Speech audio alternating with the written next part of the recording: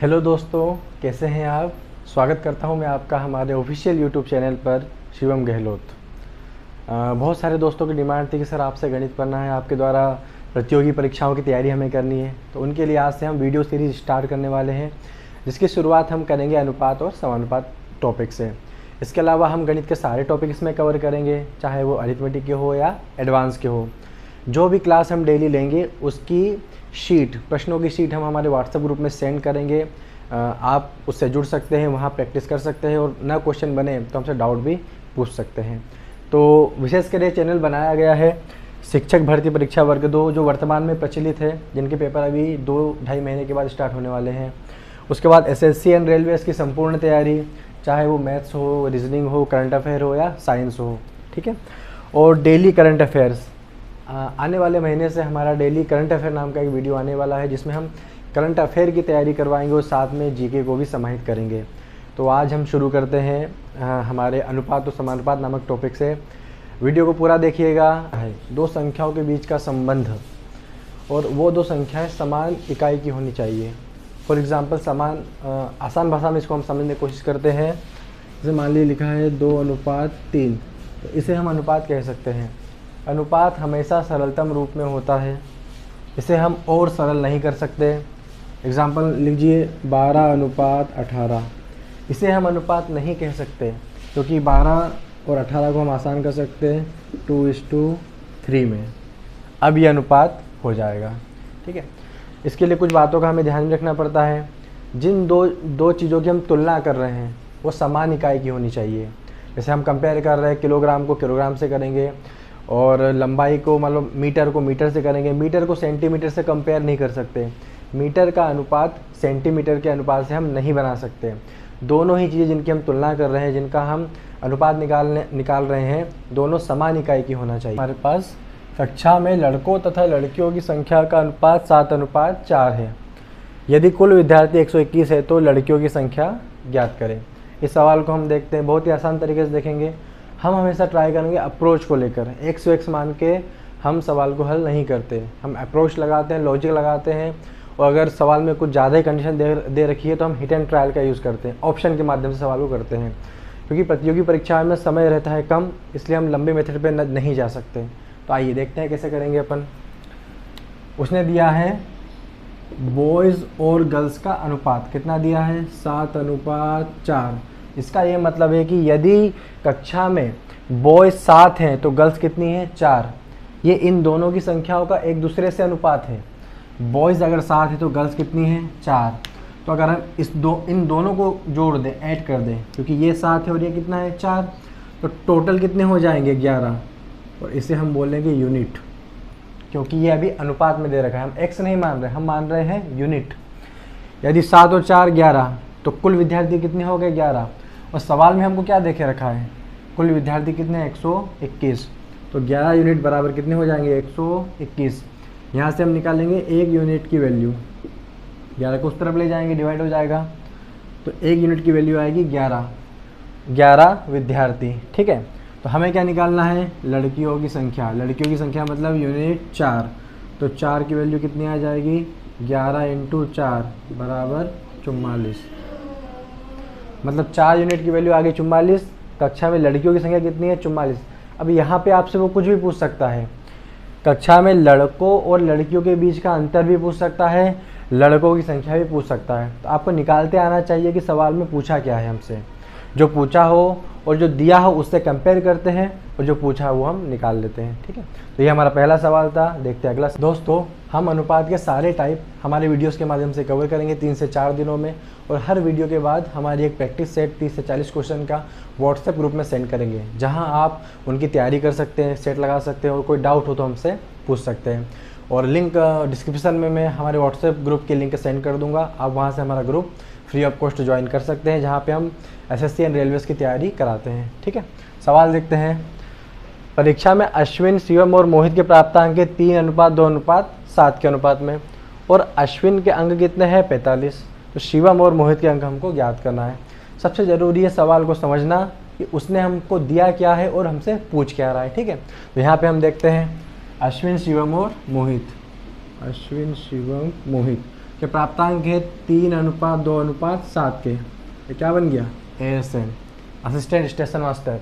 हम तीनों दोस्त जब तैयारी करते थे 2019-20 में स्टेशन मास्टर की, सवाल बना दिया। ठीक है, दिया क्या है उसने? अश्विन के अंक कितने हैं? 45। हमारे हिसाब से अश्विन के 3 है, शिवम के 2 है और मोहित के कितने हैं? 7 है। पर सवाल क्या बोल रहा है? अश्विन के कितने हैं? 45। तो 3 यूनिट की वैल्यू कितनी दे रहा है हमको? 45। ठीक है, तो 1 यूनिट की वैल्यू कितनी निकालेंगे? 15। 45 को 3 से डिवाइड करके। ठीक है, उसने हमसे क्या पूछा है? शिवम और मोहित के अंक बताइए। ठीक है, तो यदि अश्विन के 3 थे तो शिवम के 2 और मोहित के कितने अंक थे? 7। तो 1 की वैल्यू हम निकाल चुके हैं 15, तो 2 मतलब शिवम की मार्क्स कितने आ जाएंगे? 2 की वैल्यू 30। ये मार्क्स किसके आ गए? शिवम के। ठीक है, फिर निकालेंगे 7 यूनिट की वैल्यू क्योंकि वो मोहित के अंक है। तो 7 की वैल्यू कितनी आ जाएगी? 15 × 7 105। ये किसके अंक आ गए? मोहित के। ठीक है, ये थोड़ा सा लेंथी तरीका भी था यूनिट और अप्रोच के सीरियल में।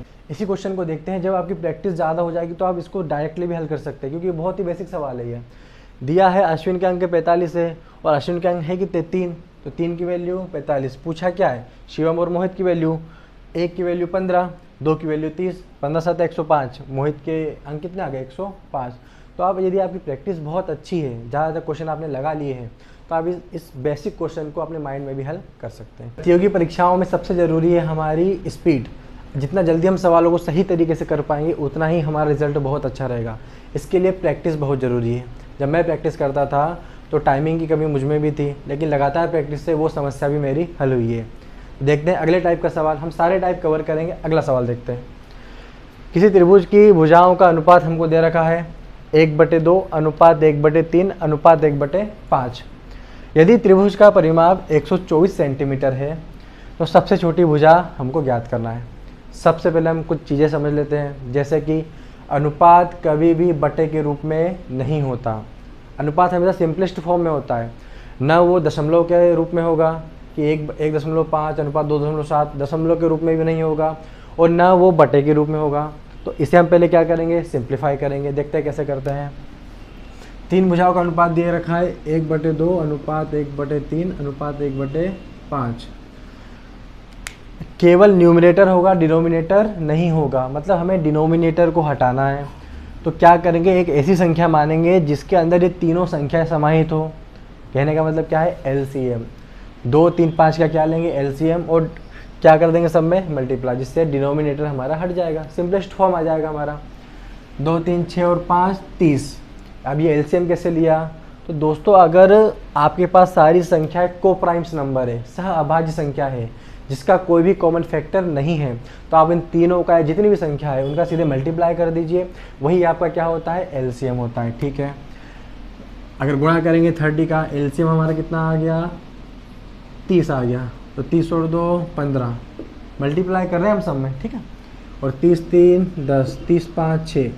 अब ये हमारा नया अनुपात आ गया जो कि सही है त्रिभुज की भुजाओं का, 15 10 और 6 का। ये अनुपात हमको दे रखा है, और सवाल में दे क्या रखा है हमको? उनका परिमाप 124 सेंटीमीटर। ये भुजाएं हैं और भुजाओं का योग ही क्या कहलाता है? परिमाप कहलाता है। तो हमारे हिसाब से 15 और 10 25 और 6 31 यूनिट ये हमारा परिमाप है, और सवाल में हमको दे रखा है 124 सेंटीमीटर। हम किसकी वैल्यू निकालेंगे? 1 यूनिट की वैल्यू हमेशा निकालेंगे। 1 यूनिट की वैल्यू 124/31 सेंटीमीटर। कितनी बार डिवाइड होगा ये? 4 बार। तो 1 यूनिट की वैल्यू कितनी आ गई? 4 सेंटीमीटर। ठीक है, अब उसने हमसे पूछा क्या है? सबसे छोटी भुजा ज्ञात कीजिए। 15 10 और 6 में सबसे छोटी भुजा कौन सी है? 6। तो 6 यूनिट की वैल्यू कितनी आ जाएगी? 4 × 6 मतलब 24 सेंटीमीटर। ठीक है, अब यहाँ पर भी क्या करेंगे? जब आपकी ज़्यादा प्रैक्टिस हो जाएगी तो आप ये यूनिट वगैरह नहीं लिखेंगे, सीधे क्या करेंगे? 15 और 10 25 और 6 31। 31 की वैल्यू कितनी है? 124। तो डिवाइड करके देखेंगे 1 की वैल्यू कितनी आएगी? 4। फिर जो पूछा आप वो निकाल सकते हैं। ठीक है, हम सारे के सारे टाइप्स कवर करने वाले हैं। अब इस सवाल में देखिए, ये सवाल कैसे और बन सकता है। इसमें अभी आपसे पूछा है सबसे छोटी भुजा की लंबाई ज्ञात कीजिए। वो पूछ सकता था सबसे छोटी भुजा और सबसे बड़ी भुजा का अंतर ज्ञात कीजिए। दूसरा सवाल बन गया। वो पूछ सकता था सबसे मतलब जिसकी लंबाई 10 है उसकी वैल्यू ज्ञात कीजिए, बीच वाली भुजा की लंबाई ज्ञात कीजिए, या सबसे बड़ी भुजा की लंबाई ज्ञात कीजिए। वो आपसे कुछ भी पूछ सकता है। भुजाओं का योग, 2 भुजाओं का योग ज्ञात कीजिए, ठीक है। 3 भुजाओं का योग परिमाप तो हमको दिया था, वो आपसे क्षेत्रफल के रूप में भी पूछ सकता है। तो अनुपात के जो क्वेश्चन है वो हर तरीके से बनते हैं। परसेंटेज में भी आपको मिलेंगे, उम्र का अनुपात दिया रहेगा, उनकी किलोग्राम्स का अनुपात, कुछ भी अनुपात दिया रहेगा। फिर उसके बाद आपको समय और दूरी में ये अनुपात मिलेंगे। एडवांस मैथ्स, वहाँ पे भी आपको अनुपात एक ऐसा टॉपिक है जिसके सवाल आपको हर टॉपिक्स में मिलेंगे। तो इस टॉपिक को आपको अच्छे से करना है। ये सवाल समझ में आया ना आपको? और दोस्तों वर्तमान में कंपटीशन इतना है कि आपको आपकी तैयारी हर लेवल पे अच्छी करनी पड़ेगी। और तैयारी का सीधा सा एक उसूल है कि आप तैयारी प्रैक्टिस ज़्यादा से ज़्यादा कीजिए। जब मैं कंपटीशन एग्ज़ाम की तैयारी कर रहा था रेलवे और शिक्षक की, तो मैं प्रैक्टिस बहुत करता था। और सबसे मैं यही एडवाइस सबको देना चाहूँगा कि आप प्रैक्टिस ज़्यादा से ज़्यादा कीजिए। जितना ज़्यादा आप प्रैक्टिस करेंगे, मॉक टेस्ट लगाएंगे, सवालों को करेंगे, एग्ज़ाम में आपके लिए उतना ही ज़्यादा आसान होगा। अब ये अपना अगला टाइप आ गया, इसको हम देखते हैं। आज का सवाल, दो संख्याएं 5:7 के अनुपात में है। यदि प्रत्येक संख्या में हम 6 जोड़ रहे हैं तो यह अनुपात 3:4 में हो जा रहा है। तो दोनों संख्याएं ज्ञात करें। दोस्तों अगर वीडियो अच्छा लगा तो वीडियो को लाइक करें और चैनल को सब्सक्राइब करें, अपने दोस्तों के साथ शेयर करें, जिससे ज़्यादा से ज़्यादा लोगों तक हम पहुंच पाए और सबकी हेल्प हो पाए। देखते हैं सवाल को क्या बोल रहा है। अब ये एक यूनिक सवाल है, अलग तरह का सवाल है। देखते हैं क्या इसमें अलग है। संख्याएं हमको दे रखी है 5:7 में, ठीक है, और उसमें हम 6 जोड़ रहे हैं। मतलब जो संख्या 5 के अनुपात में है, साथ के साथ इसमें भी हम 6 जोड़ रहे हैं और इसमें भी, दोनों तरफ समान संख्या को जोड़ रहे हैं, जिससे अनुपात बदल के आ जाता है 3:4 में, ठीक है। ध्यान रखिएगा, जब भी दो संख्याएं हो, कोई भी दो संख्या हो या उम्र का अनुपात हो, किसी का भी अनुपात हो, उनके बीच का अंतर हमेशा कैसा रहता है? समान रहता है, ठीक है। फॉर एग्जाम्पल, अभी अगर मान लीजिए मैं 20 साल का हूँ और मेरा भाई जो है वो 25 साल का है, तो आज से 10 साल के बाद मैं 30 साल का हो जाऊँगा और वो 35 साल का हो जाएगा, ठीक है। तो अभी अनुपात क्या था? 4:5। ये अभी हमारा अनुपात था। 10 साल के बाद 6:7 हो जाएगा, ठीक है। अनुपात बदल सकता है लेकिन उनके बीच का अंतर नहीं बदल सकता, क्योंकि अगर मैं 10 साल अपने जीवन के तय करूंगा तो मेरा भाई भी अगले 10 साल तय करेगा। दोनों समान वर्षों को जी रहे हैं, ठीक है। तो देखिए, इस अनुपात में भी 1 का अंतर है और इस अनुपात में भी 1 का अंतर है। यदि समान संख्या जुड़ी, 10 साल दोनों में जुड़े, तो अनुपात भी कैसा रहेगा? समान। तो यही चीज़ हम कॉन्सेप्ट को यहाँ पे लगाएंगे, ठीक है। अब इनके अनुपात में अंतर देखिए, 2 का अंतर है, ठीक है। अब हमने जब दोनों में 6 जोड़ा तो इनके अनुपात में अंतर 1 का हो गया। ऐसा होना था क्या? नहीं होना था। तो इस अनुपात को हम समान करेंगे, यही हमारा लॉजिक है, अप्रोच है, ठीक है। कैसे करेंगे? 1 में 2 का गुणा कर देंगे तो अंतर 2 का और अनुपात में अंतर 2 का, यहाँ भी हो जाएगा, ठीक है। अगर अंतर में, अनुपातों के अंतर में 2 का गुणा किया तो अनुपातों में भी 2 का गुणा करना पड़ेगा, ठीक है। तो ये अनुपात फिर बन के आएगा हमारा, यहाँ करते हैं 5:7, 2 का अंतर है, 2 तिया 6, 4 दूनी 8। अब देखिए, यहाँ भी 2 का अंतर है और यहाँ भी 2 का अंतर। अब सवाल हो गया, अब संख्या में चेंज हो गया, संख्या 5 से 6 हो गई और 7 से 8, दोनों में समान वृद्धि हुई। हमारे हिसाब से कितने की वृद्धि हुई? 1 यूनिट की। कितने यूनिट की? 1 यूनिट की। और सवाल क्या कह रहा है? प्रत्येक संख्या में क्या जोड़ा? 6। 1 यूनिट की वैल्यू कितनी आ गई? 6। तो हमें क्या निकालना है? दोनों संख्या ज्ञात करना है। ये हमारी दोनों संख्याएं हैं, 5 और 7। तो 6 पंजे 30 और 6 7 42। ये हमारा एक और टाइप कवर हो गया दोस्तों, ठीक है। तो आप घबराइए मत। अगर आप अभी तैयारी करना स्टार्ट कर रहे हैं तो आप प्रैक्टिस ज़्यादा से ज़्यादा कीजिए। अगर आप पहले से प्रैक्टिस कर रहे हैं तो अपनी स्पीड को बढ़ाइए, खुद को मोटिवेट रखिए और परीक्षा की अच्छे से तैयारी कीजिए। व्हाट्सएप ग्रुप का लिंक मैं डिस्क्रिप्शन में दे दूंगा आपको, आप वहाँ से हमारे साथ जुड़ सकते हैं और अपने प्रतियोगी परीक्षाओं की तैयारी अच्छे से कर सकते हैं। इस सवाल को करने का एक और तरीका सिंपल है। हमारे पास 4 ऑप्शन दिए हैं, मतलब ये हमारे 4 आंसर्स हैं, जिसमें से एक करेक्ट हमारा आंसर है। ये बात मानते हैं आप? तो हम करेंगे लॉजिकल तरीके से। संख्याओं का अनुपात वो 5:7 दे रहा है, मतलब कहीं ना कहीं जो आंसर दिया रहेगा वो 5 और 7 से डिवाइड होना चाहिए, ठीक है। पहला ऑप्शन देखते हैं, ये 5 से डिवाइडेबल है और ये 7 से डिवाइडेबल है, ठीक है।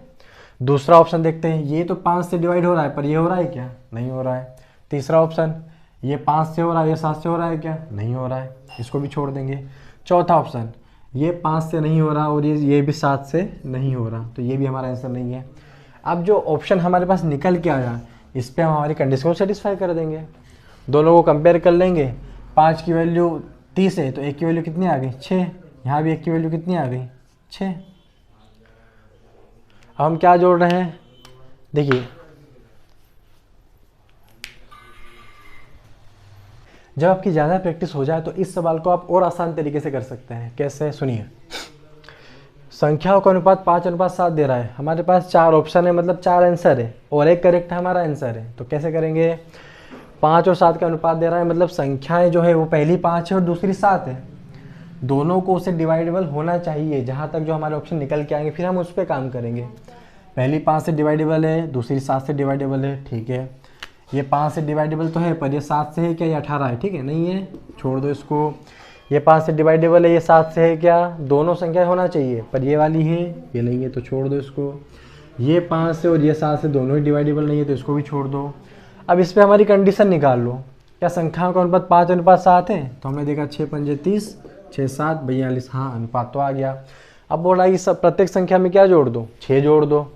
दोनों संख्या ये निकल के आई थी हमारे ऑप्शन के हिसाब से, तो इसमें 6 जोड़ा 36, इसमें 6 जोड़ा 48, अनुपात में आ गया, तो इनका अनुपात भी बना लो। 12 या 36, 12 चौक 48, ये अपना अनुपात निकल के आ गया। मान लो अगर संख्याएं थोड़ी ज़्यादा बड़ी दे दे या दशमलव के रूप में दे दे तो आप हिट एंड ट्रायल का यूज़ भी कर सकते हो, मतलब आप ऑप्शन के ऊपर भी खेल सकते हो। तो कैसा लगा हमारा वीडियो? ज़्यादा से ज़्यादा लोगों तक शेयर करें और परीक्षा की अच्छे से तैयारी करें, खुद को मोटिवेट रखें हमेशा और बेहतर तैयारी करें और सिलेक्शन लें। हम आपके हमेशा साथ हैं। जय हिंद। मिलते हैं